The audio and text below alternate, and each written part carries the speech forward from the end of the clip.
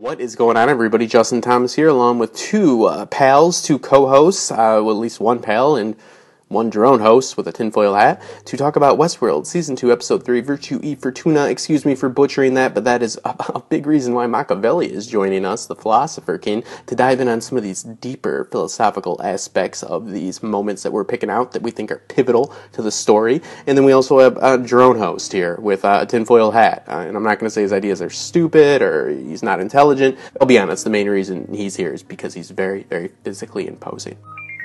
Did you know that Charlotte Hale is really Bernard's son/daughter? Did you know that Teddy is Bernard? Did you know everyone is related? Theory, Lakota.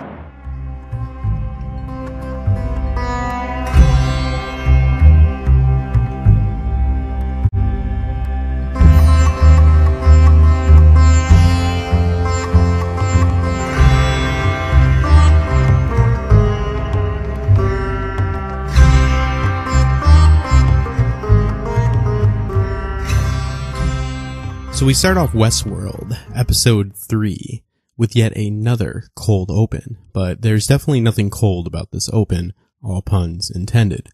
We're looking at what we now know to be the Raj. Not Raj World, but simply the Raj. So what does Raj mean? Where are they getting the Raj? Well, it's the British Raj is what they're referring to, and this is interesting on a number of levels. Why the Raj? Well, the British ruled in what was known as the British Raj from the years 1858 to 1947. This is when essentially the East India Trading Company, anybody that's familiar with the popular series Taboo with Tom Hardy will know all about the East India Trading Company. But this was essentially the height of the British imperial rule. They owned Southeast Asia, South Asia, India, Pakistan, Bangladesh, and so on. A nostalgic throwback to times of British colonial rule that, in the world at least that we've been introduced to in Westworld, especially this season, seems to be primarily ran by Asian governments. Again, that's all we've seen. We don't know that for a fact. But I would say it's more likely that this particular park, Park 6, the Raj, is suited for those that fancy a safari adventure, big game trophy hunting, which even in the year 2018 present day is considered rather taboo and a hot topic to discuss. And there's even the chance that these animals that they're hunting, as we see the lions and the elephants that they're riding on, may not even exist in the world that Westworld resides in. Which I do believe is Earth, but we cannot say the state in which Earth is currently at in 2052 or 4 or whatever it falls into in this timeline. I always try to at least take note, whether it's going to end up paying off or not, of what people choose to do, what narratives are available, what themes these parks are, as we are being introduced more and more to what Delos Destinations truly has to offer outside of Westworld itself. Again, I don't know if this will pay off, but if we see them hunting tigers, we may assume there are no tigers. If we see them riding elephants, we may assume there are no more elephants.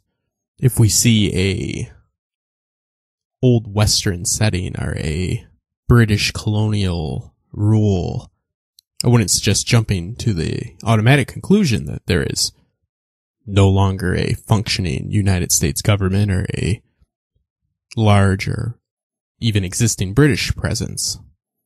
But I think it's worth taking a look at what they make available in this park, because if they're truly living out their dreams and doing what they'd like, some of these adventures are quite possible for us to do without too much trouble these days. So when we look at the Raj, we might want to think, are they doing this because it's fun? Or are they doing this because it's fun and actually impossible for them to do outside of the park, not for moral, legal, or ethical reasons or anything like that, but it's literally impossible.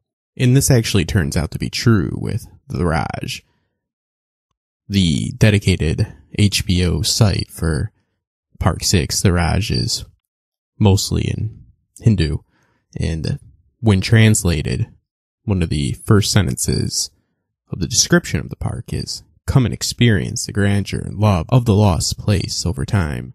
The Raj purposes seem to be a mixture of relaxation and sightseeing, then filled with beasts from another place and time. On the surface, another clue, again, to the period in which Westworld takes place, or whatever the state of the universe is at this time. But we are dealing with a world that Bengal tigers and elephants and these other magnificent beasts aren't only actually vanished, but it seems to have been gone for a long time. And we always need to remember that Westworld isn't that far in the future. It's 2052, 2054, no later than 2054, I believe.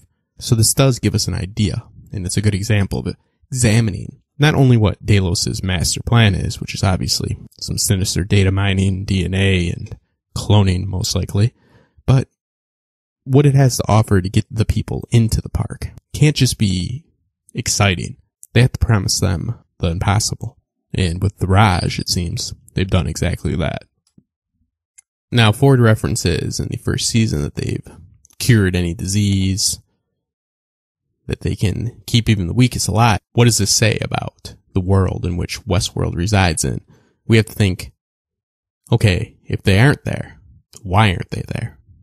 And if we can keep even the weakest humans alive, then why can't we keep tigers or elephants alive? And now we have to possibly even think horses, bulls, and cows, chickens. The only thing that is organic in that park are the flies. Are flies the only living animal? Probably unlikely, but all these humans that are seemingly not getting sick or dying is causing mass overpopulation and mass urbanization of the natural habitats of these animals. These are all questions that we now have once we've gotten a few answers. Something Westworld is quite good at.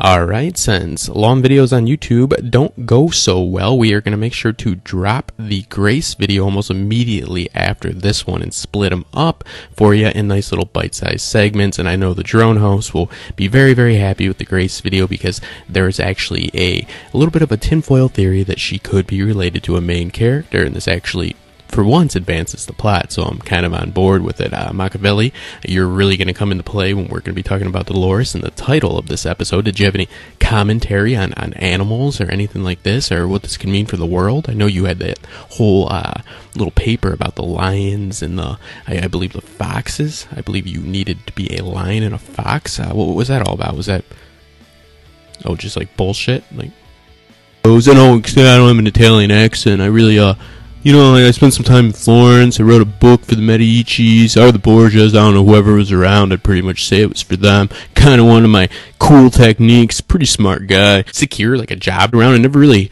had a job. I worked in, Florence for about 2 years. They booted me out, though. But yeah, that's what I thought. Okay.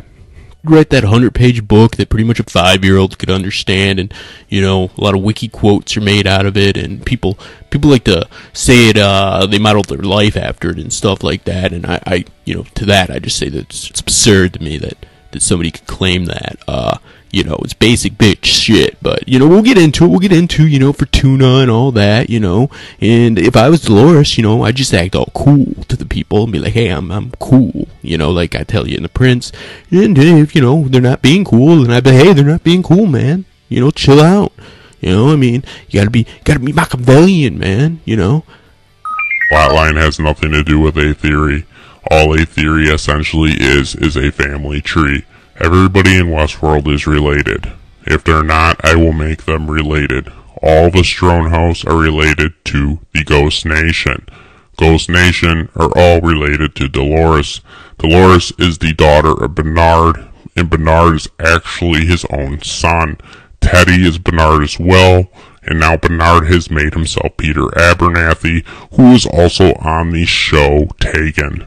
That makes him also Liam Neeson.